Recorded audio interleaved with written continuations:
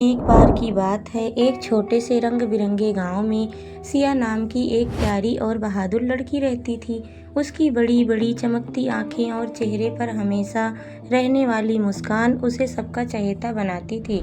लेकिन सिया सिर्फ खूबसूरत ही नहीं, बल्कि बहुत समझदार और मददगार भी थी। गांव के पास एक रहस्यमयी जंगल था, जिसके बारे में लोग कहते थे कि वहाँ एक जादुई झरना छिपा है। उस झरने का पानी पीने से किसी की भी मनोकामना पूरी हो जाती थी। लेकिन उस जंगल में जाने की हिम्मत किसी में नहीं थी, क्योंकि वहाँ अजीब आवाज़ें आती थी और रास्ते भी बदल जाते थे। एक दिन सिया की दादी बीमार पड़ गई। वैद्य ने कहा, अगर जादुई झरने का पानी मिल जाए तो दादी ठीक हो सकती हैं। यह सुनकर सिया ने ठान लिया कि वह उस जंगल में जाएगी।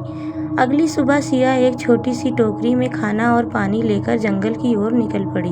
जैसे ही वह जंगल में पहुंची, हवा ठंडी हो गई और पेड़ की परछाइयां डरावनी लगने लगी। अचानक एक छोटा सा बोलने वाला खरगोश उसके सामने आया।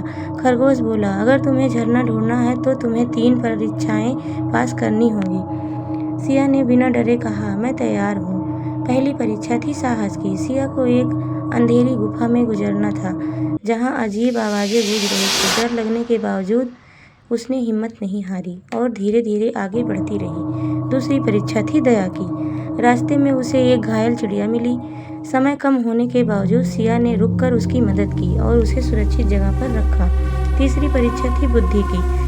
उसे 3 रास्ते में से सही रास्ता चुनना था। उसने ध्यान से देखा और समझा कि जिस रास्ते पर ताजे फूल खिले हैं वही सही होगा, और सच में वही रास्ता झरने तक जाता था। आखिरकार सिया जादुई झरने तक पहुंच गई। झरना चांदनी की तरह चमक रहा था।